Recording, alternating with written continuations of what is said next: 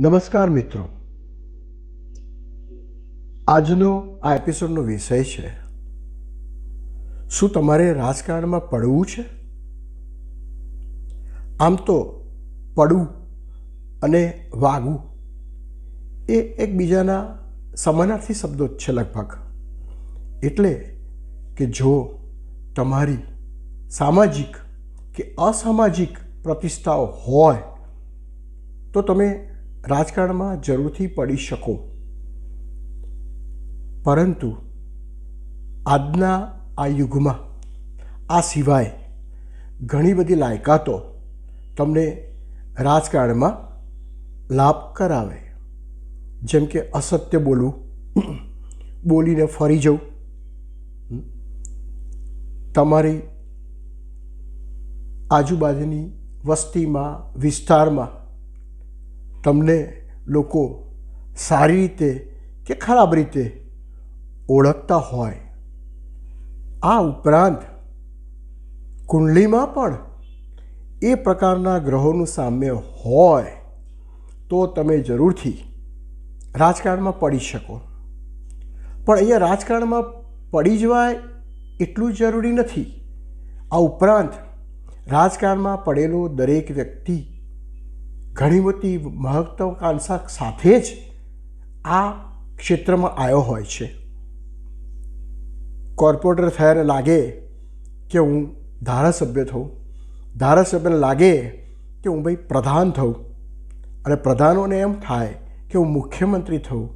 એવી રીતે member of parliament જે હોય એમને એમ થાય, સાંસદોને એમ થાય કે હું મોટા કદનો નેતા તો છું, પણ હું મંત્રી કે વડાપ્રધાન થઉં. એટલે કે રાજકારણમાં દરેક વ્યક્તિને કંઈક ઉચ્ચ હોદ્દામાં જ રસ છે. ખાલી કાર્યકર થવામાં કે સમાજ સેવા કરવામાં લગભગ કોઈને રસ હોતો નથી. પહેલા જમાનામાં હતું કે જે કંઈ નેતાઓ હોય હતા એ લોકોને દેશદાજ હતી. હવે એમ કહેવાય કે દેશ માટે જ આ લોકોને દાજ છે. અને આપણા ધ્યાનમાં જ છે ને કે ભૂતપૂર્વ મંત્રીઓ એ બધા કરતાં આગળ રહ્યા હતા. તે લીલું સૂકું ઘાસ પણ ખાઈ જતા હતા. જે કોલસા પર રોટલા શેકાય છે તે કોલસાને જ રોટલો માનીને ખાઈ શકે છે. આ જુદી વાત છે. પણ સરવાળે તો ભાગાકાર જ છે. પરિણામે આ પ્રજા ગરીબી, મોંઘવારી, ભ્રષ્ટાચાર વગેરે દૂષણોથી દાઝી ગઈ છે. અને દાઝ્યા પર ડામ પડ્યા છે.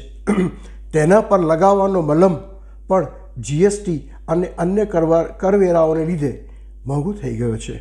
નિર્દોષ પ્રજાને લોકશાહીની સાચી વ્યાખ્યા જ જાણ નથી. મત આપ્યા પછી પણ લોકોને ખ્યાલ આવતો નથી કે લોકશાહીમાં આપણી શાહી અર્થાત આપણા અવાજની, આપણા વોટની કોઈ કિંમત જ નથી. દરેક ચૂંટણીમાં મત આપી હાથના કર્યા હૈયે જ વાગે છે. કદાચ આ બધું આપણને કોઠે પડી ગયું હશે. 1947ની આઝાદી પછી લોકશાહીના માર્ગે દેશમાં લોકમત દ્વારા રાજા ચૂંટવામાં આવ્યા, જેણે આપણે વડાપ્રધાન કહીએ છીએ. શરૂઆતમાં તો વારસામાં વડાપ્રધાનની ગાદી અમુક નસીબદારોને મળી, પણ પછીથી પ્રજાની આંખો ખુલી. જોકે અમારે આ રાજકારણ વિશે વધારે ચર્ચા કરવાની નથી.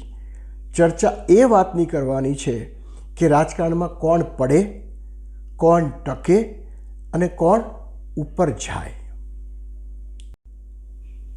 જ્યોતિષશાસ્ત્ર પ્રમાણે જોઈએ તો જાતકની કુંડળીમાં ભાગ્ય ભાવ, કર્મ ભાવ અને દેવ ભાવ સુયોગ્ય રીતે ગોઠવેલા ગ્રહો અને ભાવોનો સમન્વય થતો હોય તો જાતક ઉચ્ચ કક્ષાના રાજકારણમાં જોડાઈ શકે, પડી શકે.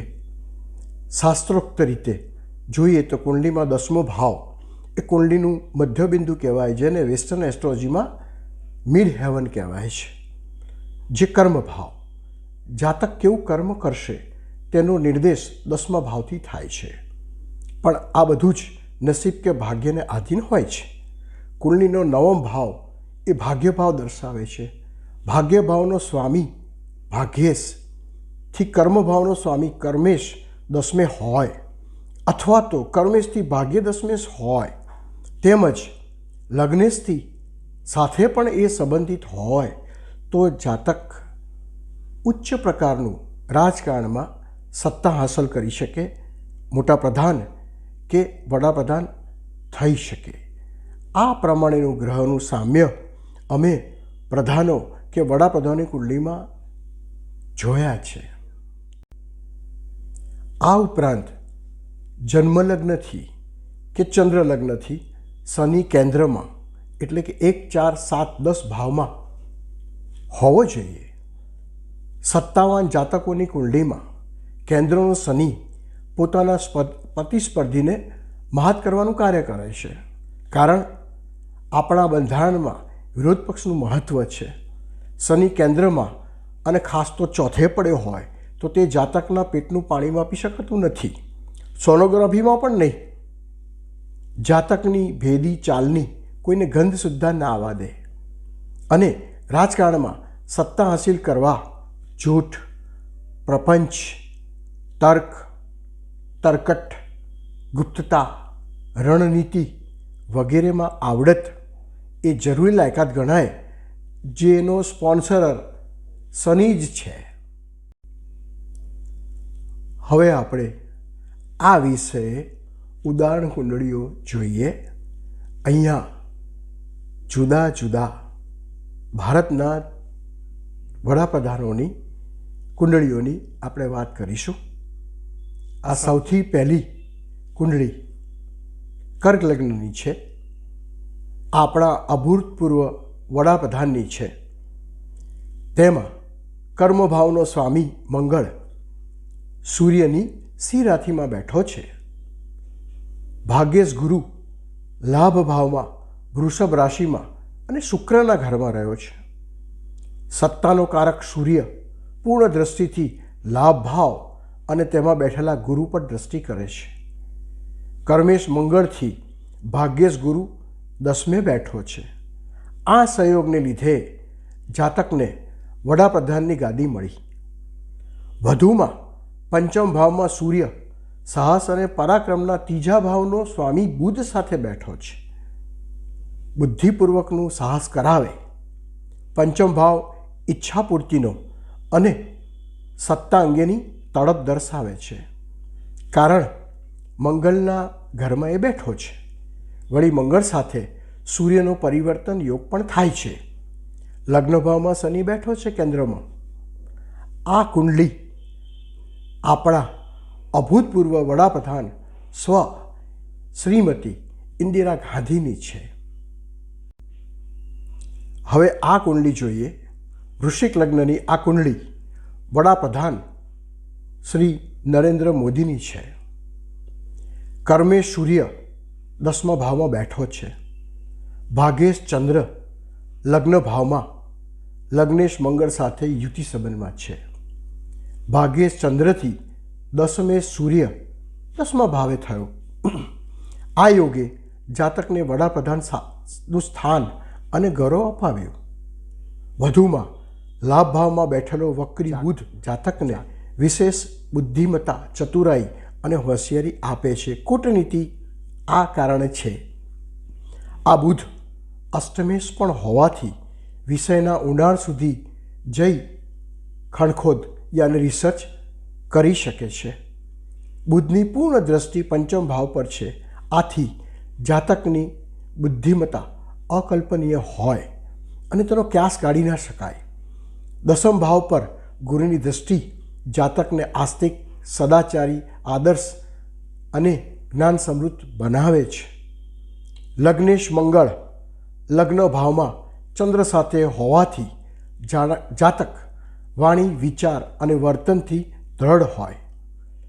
મંગળ ભૂમિકારક છે અને અહીં પ્રબળ થયો છે. માટે જાતક પોતાની માતૃભૂમિ સાથે પોતાની સંપૂર્ણ જાત નિછાવર કરી દે તેમાંના જ છે. ધારેલ કાર્ય સફળ ના થાય ત્યાં સુધી જંપીને બેસે નહીં. શનિ કેન્દ્રમાં સૂર્ય સાથે બેઠો છે. શત્રુઓની ખોટ ક્યારેય ના પડે. મકર લગ્નની આ કુંડલીમાં કર્મે શુક્ર અને ભાગ્યેશ બુધના દૂર દૂર સુધી સ્નાન સૂતકનાય એટલે કે નાવા નીચોવાના પણ યોગ થતા નથી. લગ્ને શનિની દ્રષ્ટિ પણ આ બે ગ્રહો પર નથી. વધુમાં સત્તાકારક સૂર્ય છઠ્ઠે ખાડે પડ્યો છે. જોડે લાભેશ અને સુખસ્થાનનો માલિક મંગળ પણ છે. વળી ચંદ્ર પણ લાભ ભાવમાં નીચનો થયો છે. સૂર્ય એટલે આત્મા અને ચંદ્ર એટલે મન. આ બંને વચ્ચે સડાષ્ટક થાય છે અને સડાષ્ટક એટલે લડાષ્ટક. જાતક પોતાની જાત સાથે પણ લડતો રહ્યો હોય અને બીજા સાથે પણ લડતો જ રહ્યો હોય. આથી મન અને આત્માનું એ લડાષ્ટક થયા જ કરે.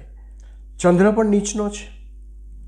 કર્મે શુક્ર સપ્તમ ભાવમાં હોવાથી તેમજ સપ્તમેશ ચંદ્ર લાભમાં હોવાથી સત્તાધારીઓથી લાભ એમ કહી શકાય. પણ નીચનો ચંદ્ર વિચારો અને આચરણમાં કુટિલતા આપે. ટૂંકમાં આ જાતક વારસાઈ મિલકત અને પ્રજાના હિસાબે જોખમે જલસા કરી શકે છે, પણ રાજા અર્થાત પ્રધાન કે વડાપ્રધાન બની શકે તેવા સંયોગો આ કુંડલીમાં દેખાતા નથી. પછી તો રામ જાણે. આ કુંડલી શ્રી રાહુલ ગાંધીની છે.